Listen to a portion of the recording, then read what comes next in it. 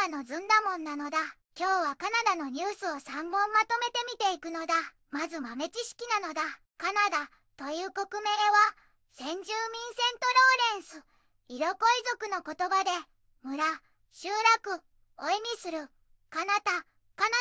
が由来なのだ。もともとは今のケベック式周辺の一地点を指す案内の言葉だったのに、誤解も重なって地域全体の呼び名として定着したとされているのだ。そして今日の一押しは3つ目のニュースなのだ。トランプ氏の最新関税の脅しは公正な貿易制度のさらなる劣化。サスカチュワン州首相なのだ。アメリカがカナダに 100% 関税を示唆して農家の不安も強まっているのだ。それじゃあ早速本編に行くのだ。カナダは北アメリカに広がる大国で、首都はオタワなのだ。先住民の歴史にフランス、英国の植民を経て1867年に連邦が成立した立憲君主制の議会制民主主義なのだ。人口は約3800万人で、資源産業や林業、農業、ハイテク、映画などが盛んで多文化、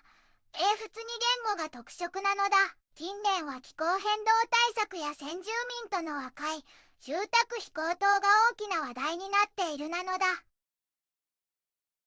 一つ目のニュースなのだ。トランプ氏、カナダ製品に 100% 関税を課すと警告。カーニーは通商戦略を続行という記事なのだ。アメリカのトランプ大統領がカナダが中国と取引を結べばカナダ産品に 100% の関税をかけると警告したのだ。なのだが、カナダ政府は中国との自由貿易協定は進めていないと否定し、今回の中国との合意は菜種油や電気自動車など一部品目の関税を元に戻しただけだと説明しているのだ。ダボス会議で対米依存を減らす演説をしたカーニー首相は、自分たちでコントロールできることに集中するとしてカナディアン動画を公開し、国内投資と貿易多角化を進める方針を強調したのだ。カナダ閣僚や州首相たちも脅しは深刻だが CUSMA 維持と市場多様化の戦略を続けるべきだと述べているのだ。2つ目のニュースなのだ。トランプ氏、カナダが中国と取引すればカナダ産品すべてに 100% の関税をかけると警告という記事なのだ。アメリカのトランプ大統領がカナダが中国と取引をするならカナダ産品すべてに 100% の関税をかけると警告したのだ。発端はカーニー首相がダボス会議でアメリカの覇権を批判し、その直後にカナダが中国と合意し、中国製 EV4万9000台の関税を 6.1% に下げる代わりにカナダ産菜種油への関税を下げさせたことなのだ。トランプ氏は中国がカナダを食い尽くすと非難し、カナダを経由した対米輸出を警戒しているのだ。一方、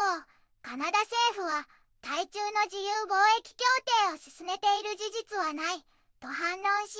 閣僚や州首相もカーニー首相を支持しつつ、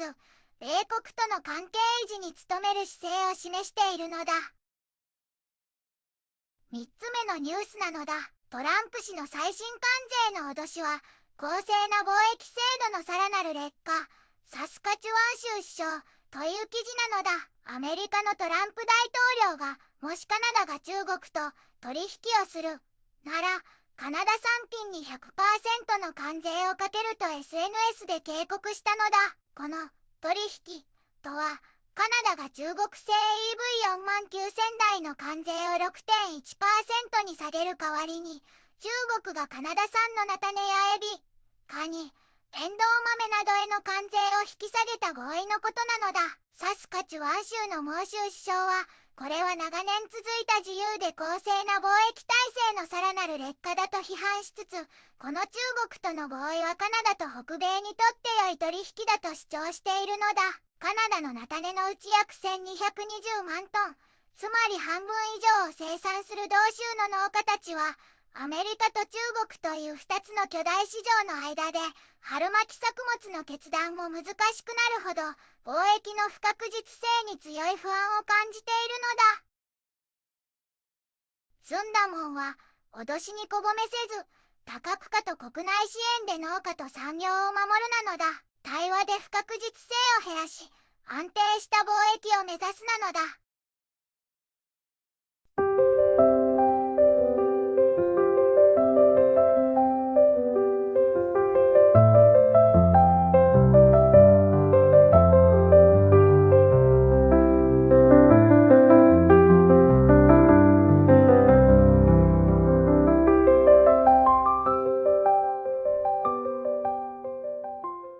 こんにちはなのだ。この番組では世界のあまり知られていない国や地域からちょっと不思議でちょっと感動するニュースをお届けするのだ。日本ではあまり話題にならないけど、世界には僕たちが知らないままの出来事や優しさや驚きに満ちた物語がたくさんあるのだよ。テレビでもネットでもあまり見かけない。けれど本当はもっと伝えられるべき小さな世界の声。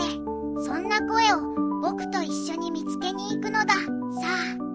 一緒に知られざる世界の旅を始めるのだ。